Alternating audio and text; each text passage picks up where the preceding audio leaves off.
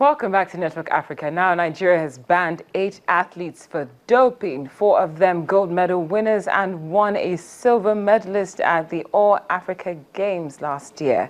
Long jumpers Chinazom Mamadi and Samson Idiata, weightlifter Elizabeth Onwa and wrestler Patience Opone were all barred following failed drug tests at the Games in Brazzaville, Republic of Congo in September, where they won gold. Wrestling silver medalist Ebi James was also suspended. The 3 other athletes, sprinter Deborah Odeyemi and para-athletes Sunday Eze and Thomas Kure, they also failed tests in Nigeria. 7 of the athletes were given 4-year bans, while weightlifter Onwa, who tested positive for a diuretic, received an 8-year ban after multiple violations. Nigeria's National Anti-Doping Committee says the athletes' All-Africa Games and the Games medals and winnings would be sent back to organizers as a result of this unfortunate development. Well, joining us in studio right now is our Channels TV sports correspondent, Yemi Adebayo. Yemi, another scandal. Yeah, I thought you were going to bring me here to talk about something. It's not my fault that our athletes are making these mistakes. But the part that really stood out in this case for me was when I saw the Paralympic stars were also involved. Yeah. And it makes you want to ask, what's the incentive to spike your system and to cheat? I think it's all about fame and glory. That's the motivation. But first, we should point out that before the All-African Games, observers saw that the doping control program was ineffective and chaotic. So a lot of people were able to escape and get under the radar. However, even at the World Championships, some of our athletes too, had doping violations. It's really sad, but some of us knew it was going to get to this stage, because the scrutiny wasn't really tight. It wasn't, up to scratch. So some, might use masking agents. But if you're going to ask what is the incentive, I think it's all about fame and glory. And that's what motivates all of these guys who do it. It's really sad. Now, but what about the steps which are taken by the committee in terms of, saying the medals will be returned and other steps that have been taken, including the suspension? Do you deem that a justified act, or would you say it's rather harsh? It's not harsh. It's justified. It's really sad. We finished 4th on the medal table. We're ahead of Tunisia. So if we return 4 gold and a silver medal, we'll probably climb a step down and be in 5th position under Tunisia. I think it's just, the rules are there. If you violate the rules, you know what's coming. A lot of 7 of them got 4 years, 1 got 8. I think that serves as a deterrent to anybody that wants to. I was here some months back making a case of people who do these things ignorantly. I don't think there's any of these guys that you could say did it ignorantly. They knew what they were doing, and and it's such a shame that the associations that they represent didn't even get a win of what was going on. The National Anti-Doping Agency was doing their job, and when the results came out, I mean, it blew our minds to see that we have 8 that are in trouble. I hope that there won't be more revelations. But it's not just Nigeria.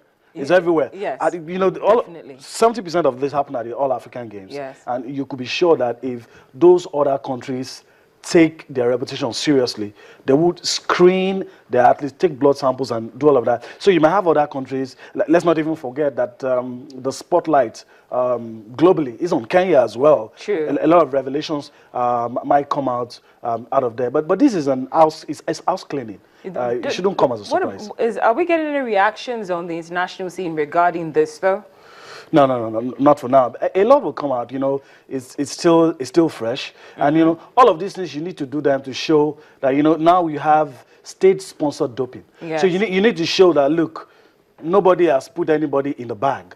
Everybody is doing their job, and that's why the anti-doping agency here in our country is trying to step up, show that, look, where it's not as if we are ganging up to do the wrong things. We will do the right things, and I'm hoping that the generation next, the athletes that we're going to bring up, will do the right thing. And even there's a clamor.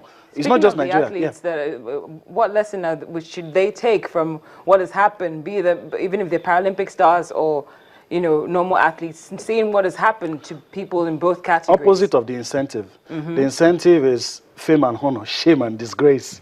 So that enough she'll make you not want to spike your system, and I've always said if you jump up, you come down. All of these athletes, what they did was that they jumped up and now they have come crashing down. But if you climb up, there are chances you'll stay there. Yes. If you gradually, and the point I was about to make was that even in the United Kingdom now, people are saying, look, let's reset the world records.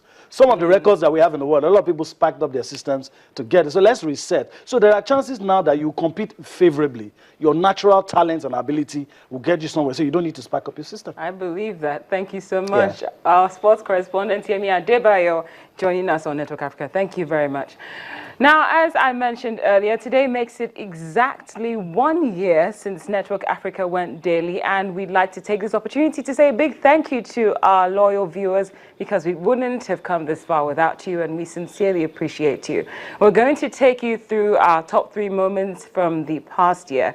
Coming in at number 3 is our moment with Jake Ipele, the CEO of the Albino Foundation. We pushed for albinos to be given exceptional treatment at the 2015 elections in Nigeria, and they did get that exceptional treatment. Singular honor and opportunity to engage the chairman at the town hall meeting, and I did ask him a question if he was going to include persons with albinism in the preference of voting condition. He did say yes, that we can be included, and even though he kept making comments like if we are visually impaired, I did also made it very clear to him that every person living with albinism has visual impairment. It may vary, but then all of us have visual impairment. So, number 2 is our moment with Al Jazeera journalist Mohammed Fahmy, who spoke with us on the eve of his final trial for aiding the Muslim Brotherhood.